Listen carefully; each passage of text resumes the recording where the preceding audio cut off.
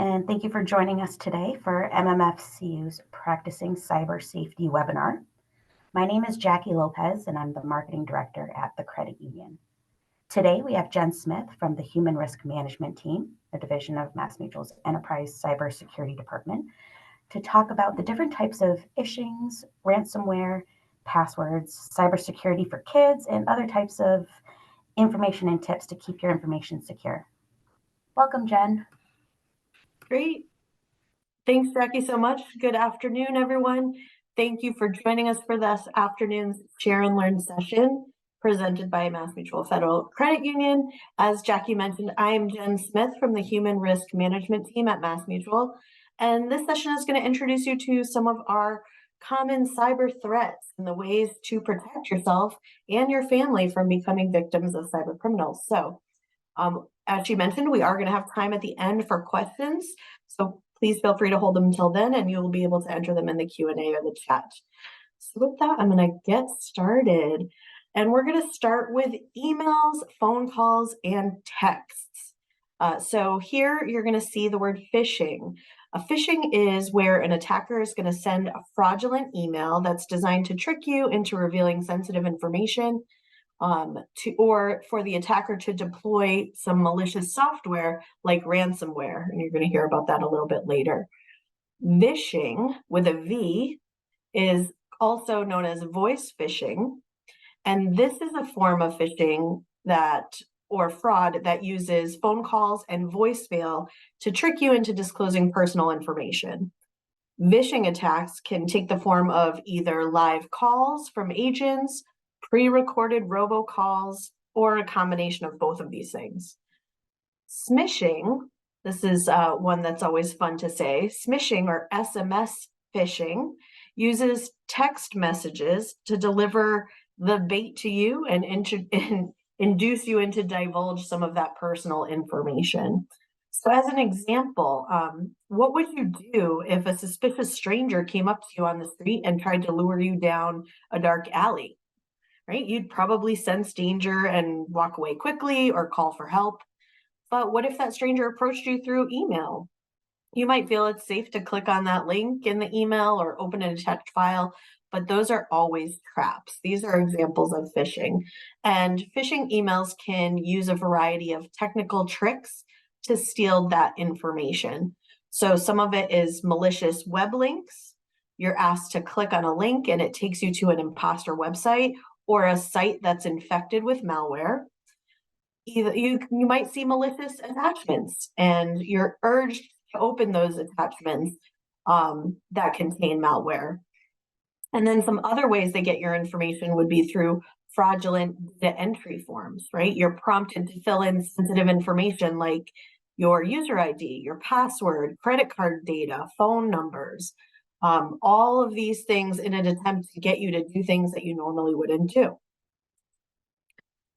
So despite what a lot of our media outlets have been reporting recently, it actually is the member or the customer who ends up being responsible when they fall for a phishing scam. So for example, if you get that phishing email and you engage, eventually you might talk to a scammer and then they convince you there's a great way to make some money. It's only going to cost you $1,000. And they're going to unlock all of these great secrets for you, these financial windfalls. They ask you to pay them in gift cards. That's a big red flag. Once you as a victim give out that gift card information, you're then out the money because you have processed or authorized those transactions. But there is nothing at all that the financial institution can do. At that point, the victim will be out the money, and since that's because they technically authorized those transactions. So next, I want to point out a couple of red flags for you to look for when you are checking your emails. So here on the screenshots that you're going to see, there's a lot of flags and arrows. First, let's start at the top left, the from section. If you don't recognize the sender or the name and email address doesn't align with each other, or maybe even it doesn't align to the alleged company. So, be sure to check your from address. Also the to section. If there are other people on the email distribution that you don't know, this could be a phish. If you're seeing hyperlinks in the messages, make sure you hover over those hyperlinks to see what it's actually taking you to. Sometimes a hyperlink will display a completely different website that doesn't align with the sender. And sometimes there's actually no email content at all, just a hyperlink. So be aware of those.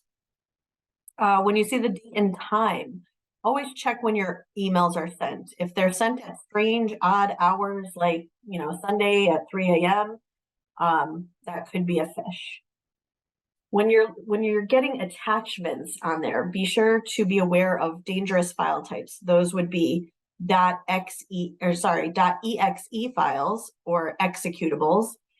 .docm files, those are macros. It runs an application. Anything that's a .zip could also unleash some malware to your computer. But if you get a text file or .txt, those are okay. And then when you're looking at the content, make sure you're checking for things like urgency, curiosity, or fear. Those are the attackers trying to get you to do something quickly without thinking. If it seems odd or illogical, make sure you trust your gut, right? That gut feeling, because if something feels wrong, it probably is. All right. So I mentioned SMS or smishing before. Simply put, this means phishing via text. Simple yet very effective. So some of the recent statistics that we've seen show when it comes to phishing, we're getting more careful. We're more aware of the dangers out there, and we're increasingly attentive when we're opening emails in our inboxes. However, it is very different when it comes to text. This is because we react differently when something comes through in text and with our smartphones. We use them so much, and they are almost a piece of who we are. When we read text, then, we'll go on and reply to about 98% of them. Usually that's a very big average and a huge difference in comparison to emails, which we notoriously delete without even reading them or looking at them. So currently, the most lucrative type of smishing is bank smishing. So what this usually looks like is a text alert, usually from an alleged financial institution, saying there was a large transfer done from your bank account and that you need to call a certain number to block the fake transfer. If you call, then you're going to be asked to confirm who you are, your personal information, your banking information, after which your money will disappear even faster than you can hang up. So really important for us to be aware of those text messages that we're getting and paying attention. And so here are a couple of common sense things you can do to avoid being smished. Never reply to any texts that are coming from people you don't know. Don't reply to texts with a number that doesn't look like a regular phone number, such as a short one like 5,000. This is the most obvious sign that it's not a text, but it's an email sent to your phone. You also want to make sure you're not clicking on links that you receive in texts. If they come from someone that you know, verify whether or not they really intended to send that to you, because they can spoof the numbers to look like it's coming from somebody you know. And don't be tempted by any of those urgent deals that you get. They're usually fraudulent.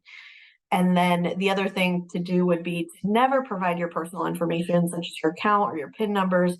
If you receive these types of requests from MMFCU, be sure to report it immediately using the phone number you find on their trusted website. Don't utilize the numbers that are in the text. And I say this because financial institutions will not contact you and ask you to provide that personal or financial information, like your social security number, account number, digital banking login. They will not do that. But if you feel that you've been, if you're getting smished, if you contact the credit union yourself, they're going to ask you some verification questions to validate your identity. And at times, they may ask some of the kinds of questions depending on the type of relationship you have with that institution. So you just be sure to contact your banking institution via the trusted contact info that you have and verify what's going on.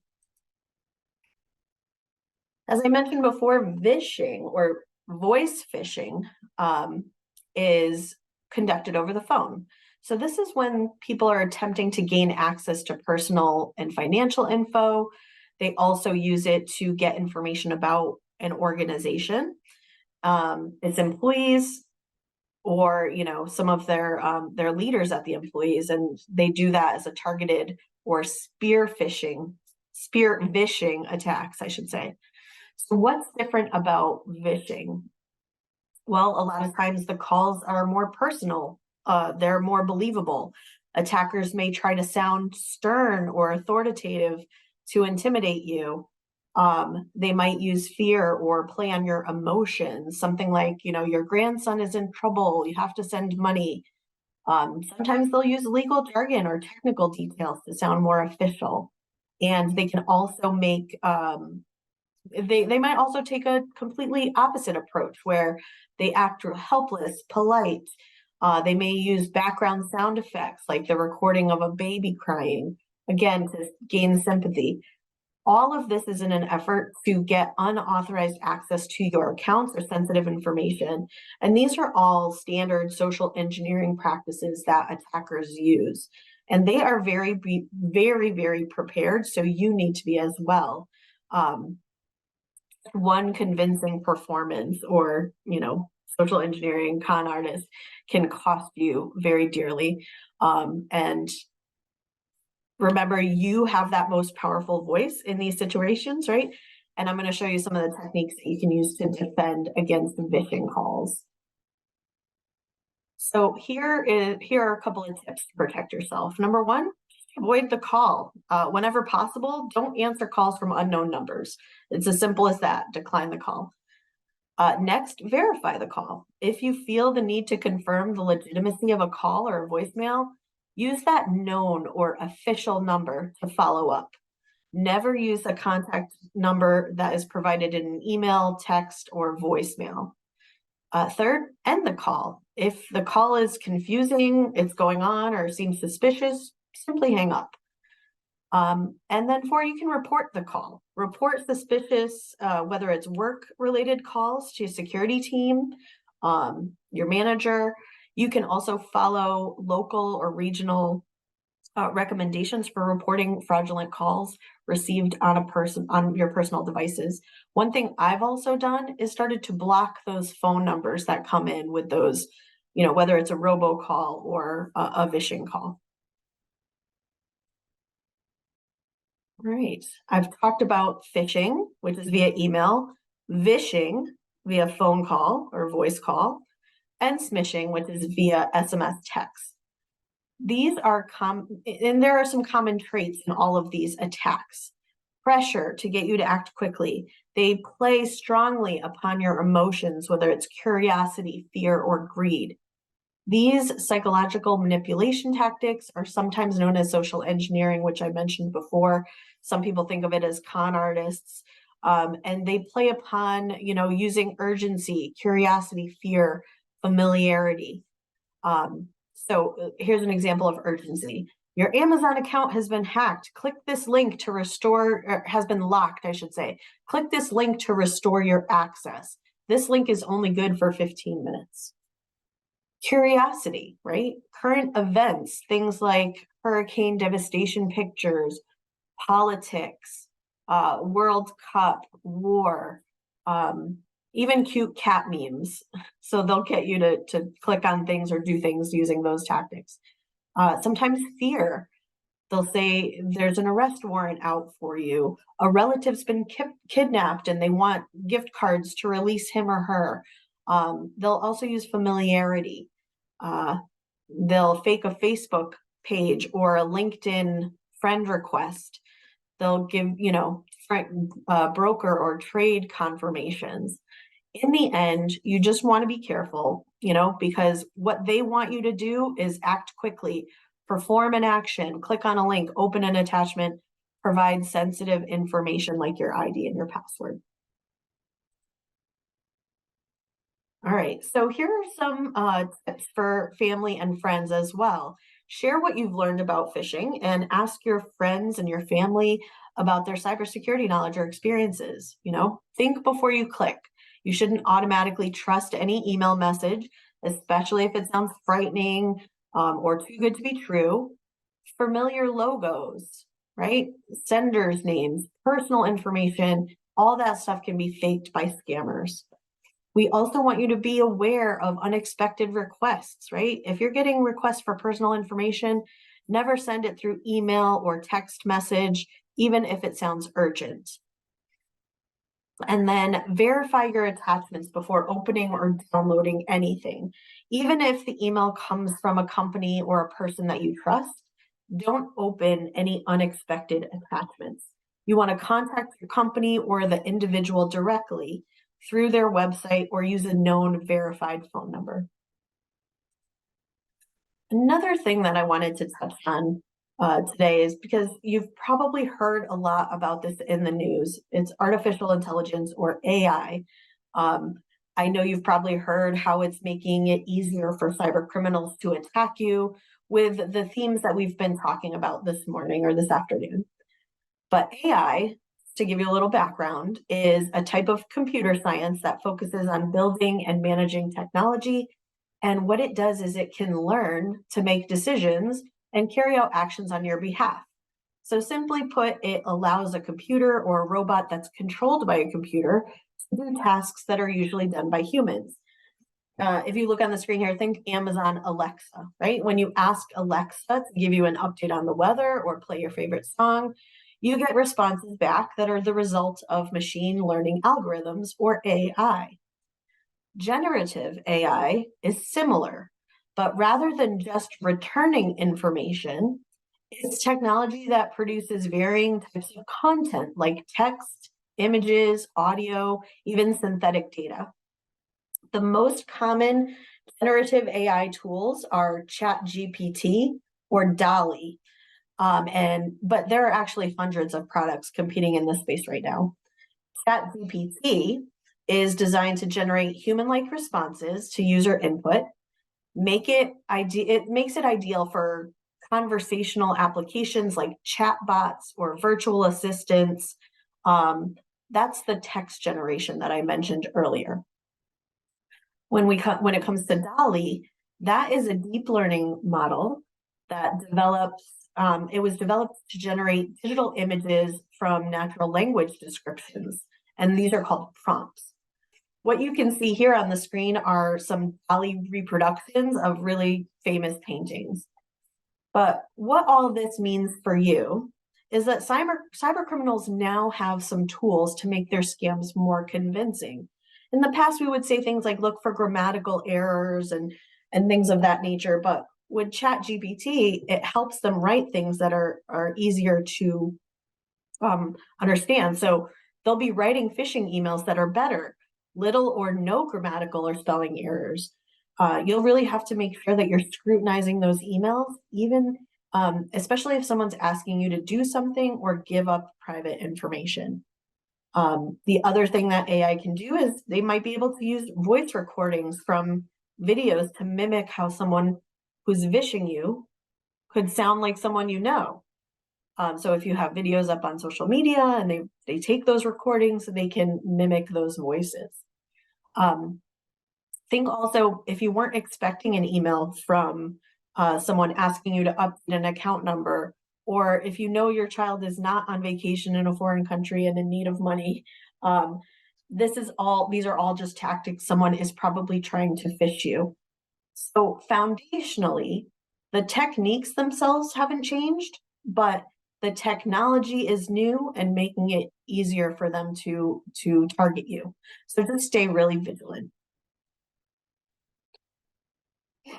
The result of a lot of phishing scams is ransomware. So if you haven't heard of ransomware before, what it is, it's just a nasty type of malware that encrypts your computer files and makes them inaccessible to you unless you pay a ransom to the attacker.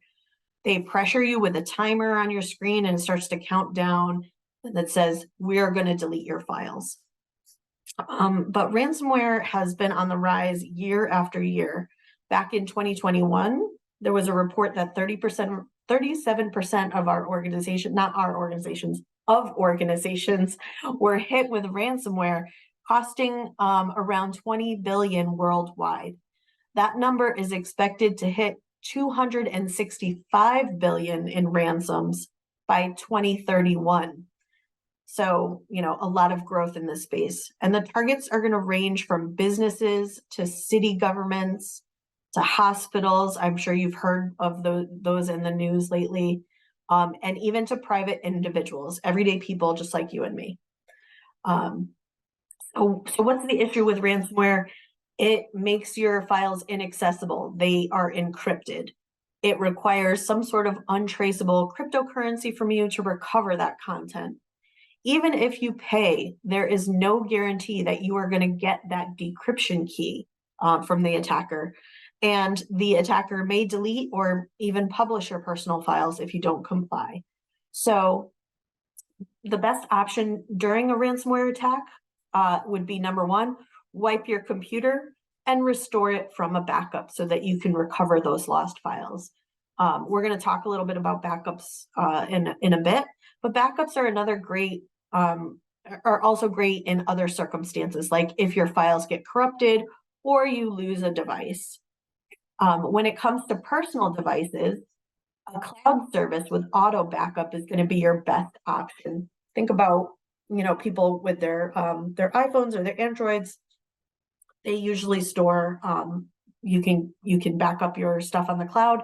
Even when you buy a new device, it transfers from your cloud account. So it's really great because it automatically keeps all your files backed up to date, and it's easy to restore the files. Right. So I've mentioned social engineering a couple of times. And again, that's when that cyber criminal obtains access to information by manipulating people, by playing on your emotions. And they're doing that, that's the people side that I was talking about rather than technology. You may think the most common way that hackers breach a system is by breaking through a firewall or even using fancy password cracking algorithms. But more often than not, breaches occur as the result of social engineering. And in fact, according to a recent industry report, 85% of all data breaches involve a human element. And so simply put, that means the social engineer makes up a really convincing story to trick you into doing something for them or granting them access to private information. I'm sure you've seen a number of social engineering examples in movies, on TV. A common one would be a person trying to fake their way into a military base late at night, right? The guard is suspicious. Then the visitor challenges by saying, the general knows I'm coming. If you want to wake him, go ahead, give it a try, give him a call. And then the guard gets intimidated and simply waves that visitor through. So that's an example of social engineering. But some information that's used by cyber criminals is generally public record, right? So things like your name, the company you work for. But we do have control over what we share and post, especially on social media sites like Facebook or LinkedIn. And then others, could be Twitter or Instagram, even Snapchat. Social engineers love to use the details that they find on your social media profiles to create that really convincing story. So the moral here is the more private you are online, the better. So taking this tip in mind, look over your social media profiles, and think about it through the eyes of a social engineer, right? Remove any information you think might be used against you. See a list where you graduated high school on your Facebook profile. The social engineer could easily find the answer to security questions like, where did you go to high school? What's your high school mascot? Another common security question, what's your favorite color? That could be easily guessed from a look through your profile photos. Social engineering attacks sidestep all those technical controls like IDs and passwords or antivirus programs, because it's easier and faster to fool a person, to break into your computer using those hacking, rather than using those hacking tools and techniques. All right. So, let me go back just 1 second. Here we go. I want to give you some tips, some good advice to share with your family and friends. Be skeptical, right? Don't blindly trust any strangers or person on the phone, a sender of an email. They will make a strong case for you and try to get you to provide them with the information they want. Recognize when you're feeling pressured. Scammers want you to act without thinking clearly, so they're going to create a sense of urgency. If you feel pressured, take a moment to step back and think and analyze the situation. Very simply ask for ID. If a stranger arrives at your office or your home, ask for their identification. Confirm that visit by contacting the vendor or the service provider or organization that they represent through a verifiable phone number, not a number on that visitor's business card. And then stay alert for shoulder surfers. That's another thing, don't let someone watch you when you're typing or look at your screen. Make sure you're shielding your pins and your passwords at all times. So some more tips for you to share with your friends and family. All right, jumping into passwords. Many people tend to use flimsy passwords to lock up those most valuable assets, things like their money, confidential information, really private stuff. And fortunately, everyone can learn how to make stronger passwords. So we have some best practices here for you. Let's say you need to create a new password that's at least 12 characters long, includes numbers, symbols, uppercase, lowercase letters. You think of a word you can remember, you capitalize the first letter, you add a numerical digit, and at the end you put an exclamation point. So the result would be something like strawberry 1 exclamation point. But unfortunately, hackers have a lot of sophisticated password breaking tools that can easily defeat those passwords, based on dictionary words like strawberry or common patterns of capitalizing that first letter. So increasing a password's complexity, its randomness, that can help make it more resistant to the hacker tools. So for example, an 8-character password can be cracked by an attacker in a few hours. A 12-character password, maybe 2 weeks, but a 20-character password could take 21 centuries. Now that's of course an exaggeration, but my suggestion to create a complex password is to use a passphrase. And what this is, it's like a sentence, or you string the words together to create this phrase. It's longer than a traditional password. It's easy to remember, and it's difficult to crack. So typical passwords on average can be from 8 to 16 characters, but passphrases can reach all the way up to 100 characters or more. So remember, passphrases are generally easier to remember than passwords. People can find it easier to remember 4 to 8 random words rather than a password. And if you use passphrases that can be created, they're almost impossible to crack. So try and do a passphrase if you can. Someone, I know one person used, like, as an example, Bond, James Bond, shaken not stirred. So all that put together was their password, and it was a really cute way and easy to remember. When you're thinking about guarding those passwords, I know it's really easy for us to say, well, I'm going to have a list of my passwords, the accounts they go to, so that I never lose them or forget them. But really do yourself a favor, don't write them down. Even if you hide your password, someone could still find it. Don't share those passwords. You can't be sure that someone else is not going to keep those credentials safe for you. And don't save login details in your browser. I don't know about you, but I've had times where I'll get a pop-up on my screen after I've gone to my bank website. I've entered my password and the pop-up says, hey, do you want us to save this password in your browser? Don't do that. Some browsers can store this information in unsafe ways. And another person, if they gain access to your accounts, if they get your device, they would be able to get access to those accounts.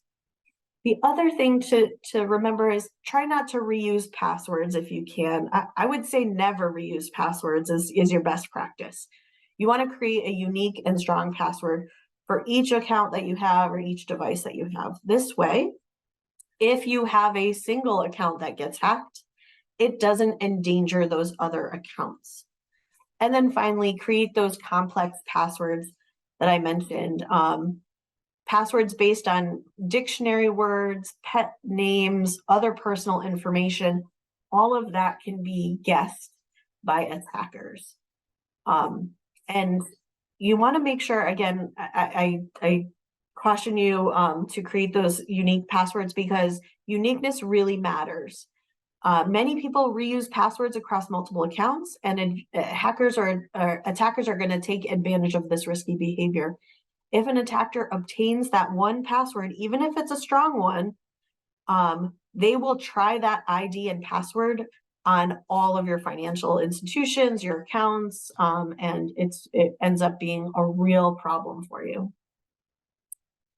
So if you're thinking, there is absolutely no way I can remember strong, unique passwords for all of my accounts, even if I use passphrases, I totally get it.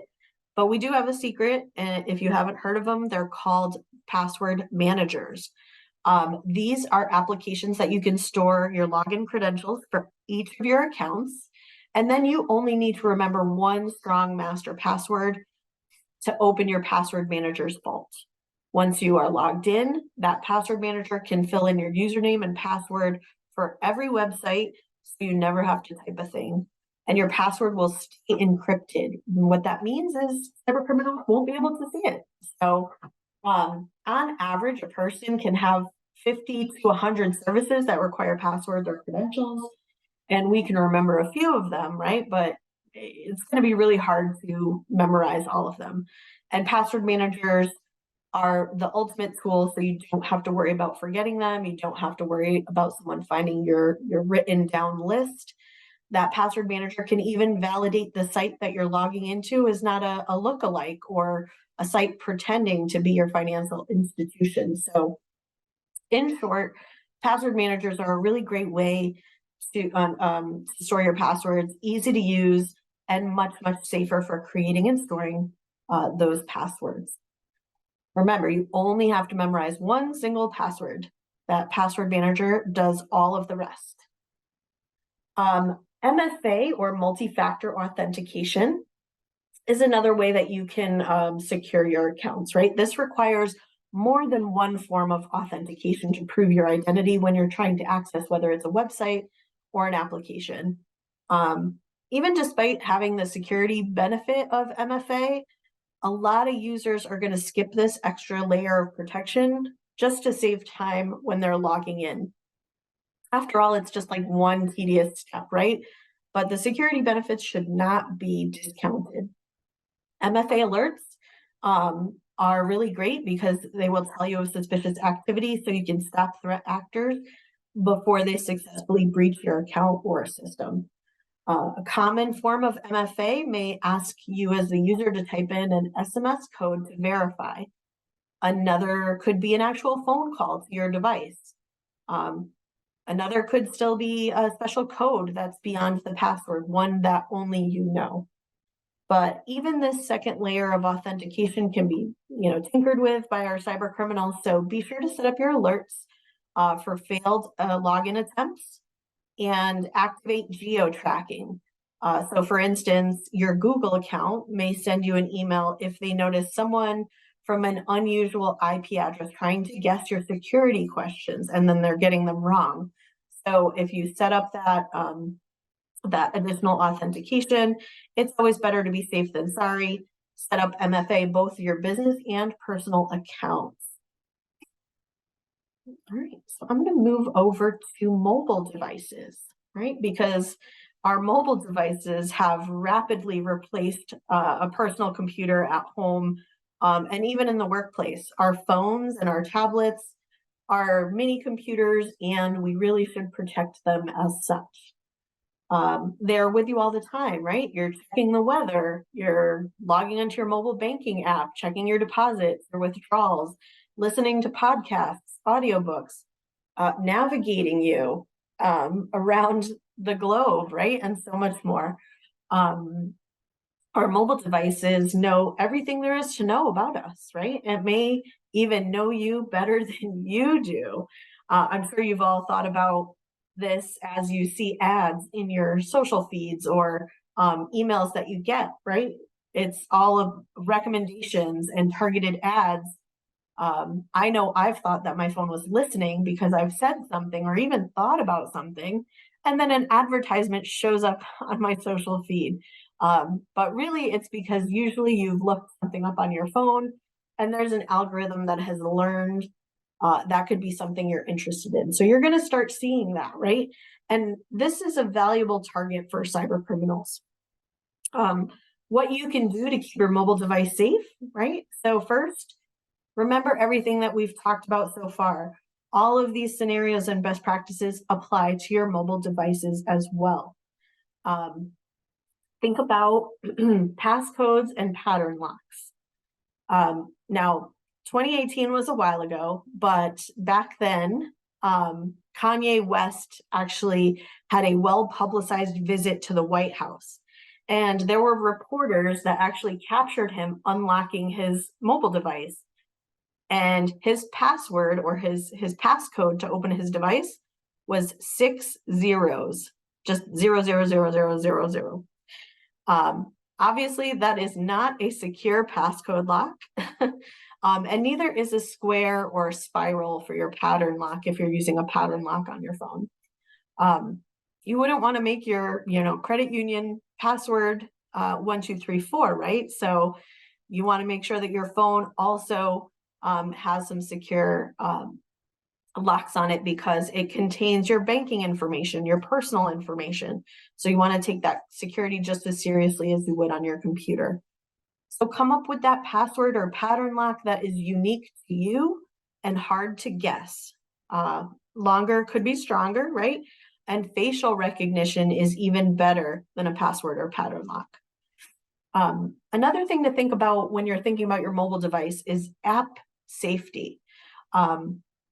Your apps do ask for a lot of permissions. So when you are looking at apps to download to your phone, make sure you steer clear of the ones that serve more functions than you'd like. What I mean is, don't download an app from a third-party platform, right? You only want to use trusted, verified sources like Google Play or Apple's App Store. If you're using a company-owned device, make sure you only download apps that have been pre-approved by your IT or security team. Periodically remove apps, right? If you're not using them or you no longer need them, delete them from your phone.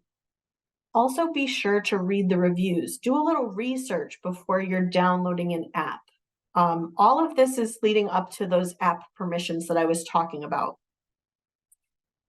Think about this, right? If you play, a candy themed game on your phone, does it need to know your location? That is not a trick question. It does not. Only give apps the bare minimum permissions that they need to serve their purpose. If you're playing Candy Crush on your phone or any other phone game, there's no need for them to know your location. There's no need for them to access your photos. There's no need for them to access your files on the phone. If it feels too invasive, find an alternate app. Review those permissions that you've given the apps you already have on your phone. Check in your settings, right? It'll tell you what permissions you have provided to that app. So double check those. Next is public Wi-Fi.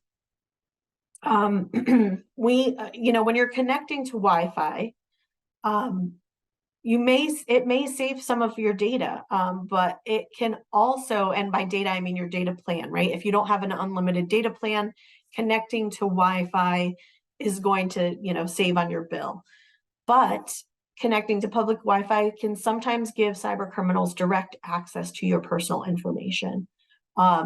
We've heard of cyber criminals naming their Wi-Fi networks anything they want, right? Starbucks free Wi-Fi, McDonald's free Wi-Fi, whatever the case might be. They will be able to then watch your online activity, snoop through your files, capture your credentials as you type them in when you're on their network. So the best practice here, stick to your personal hotspots, stick to privately owned networks or VPNs, even MiFi, if you've heard of MiFi. The other thing I want to mention is updates. System updates give your devices the tools they need to defend against newly discovered cyber threats, including malware.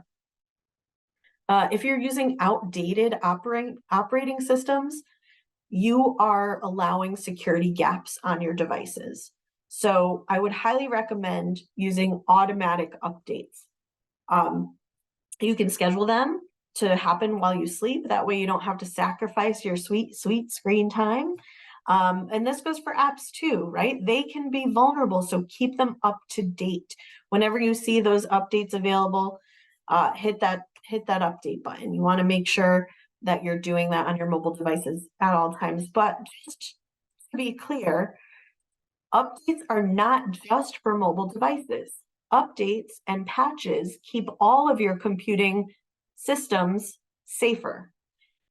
I know it's tempting, right, when you see an update pop through to click ignore or remind me later, but think about the benefits that you're getting when you're doing those updates.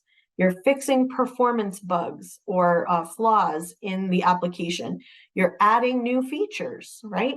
But really, most importantly, it's those latest security patches that are going to continue to protect your devices from known vulnerabilities. An out-of-date system is like leaving your house door wide open and inviting criminals to come in and steal your stuff. If you are not updating regularly and quickly, these vulnerabilities, as they get identified, you're risking leaving your device and software unprotected. So in fact, attacks increase and become more aggressive once a new update has been released. These pesky criminals are trying to exploit discovered vulnerabilities before users can boost those defenses. So just, next time you see that update button, make sure you smash it. Phishing alert, right? I just want to point this out. Only apply updates that come from a trusted source, not from your email inbox or a random pop-up message or a text. So really, just consider periodically reviewing your apps, your applications on your computers and your mobile devices. As I mentioned before, unused apps are less likely to get those updates, but they can still introduce vulnerabilities. So just get rid of them if you don't use them. And then it's easier to manage updates on a smaller set of programs. All right. So here's some information about enabling auto updates on your devices, right? As I mentioned, updates enhance your device's performance. It fixes bugs.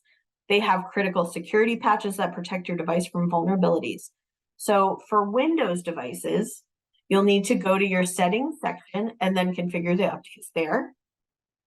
For Mac devices, it's under your system's preference section.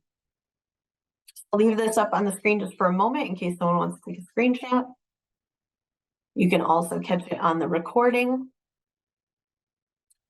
And then I'm going to move over now to talk about working remotely securely.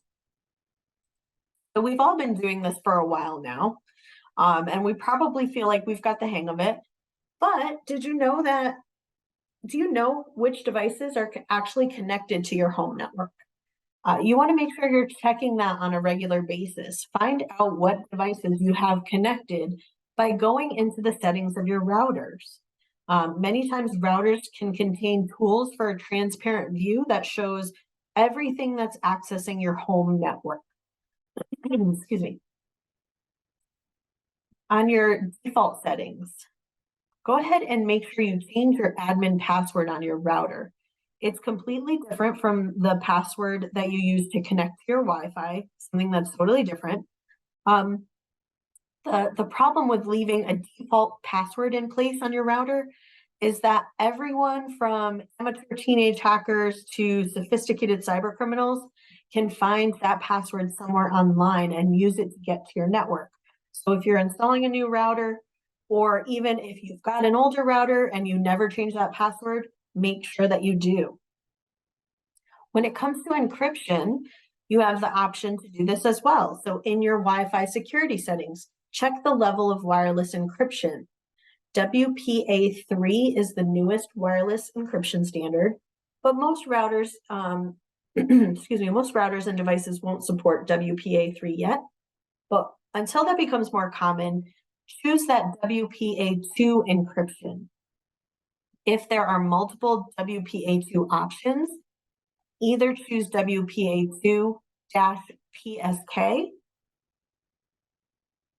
WPA2-PSK AES, or a WPA2 personal. All of these are essentially the same and offer the best option outside of WPA3. And then updates. When you're in administration area of your router, take the opportunity to upgrade your router's firmware. Our router manufacturers will often discover bugs and other issues that need to be addressed after the products have already been shipped and installed. So you want to make sure anytime you get an update for your firmware on your router, it's like updating the operating system of your phone, your tablet, your computer, and this step can help eliminate our known cybersecurity vulnerabilities and continue to improve your performance. All right, so I've made a lot of references today, and we have those references available for you as well. Here are the references to the content that I've talked about throughout today's presentation. The CISA site has a lot of great tip sheets on things like travel, social media, and phishing. Stay Safe Online has short articles about things that tell you if your computer has a virus, your privacy settings, cryptocurrency, so lots of great stuff out there. NetSmart's content is designed for children ages 5 to 17, their parents and guardians, and educators. So a really great site if you want to help educate your kids to be cyber smart. The FBI has great 5-minute videos on content that we scratch the surface on here, right? But in a lot more detail. And then Have I Been Pwned will tell you if your email address has been reported in a security breach and which ones. So I've checked out that one a lot, and just to make sure that my email's still good, I highly recommend you type in your browser, "Have I been pwned?" And you'll find if your email has been hacked or reported in a security breach, I should say, not hacked, and which of those breaches they happened in. All right. So it's at this point we've reached the end of the presentation. I'm happy to take questions, comments. Feel free to use the Q&A or chat box.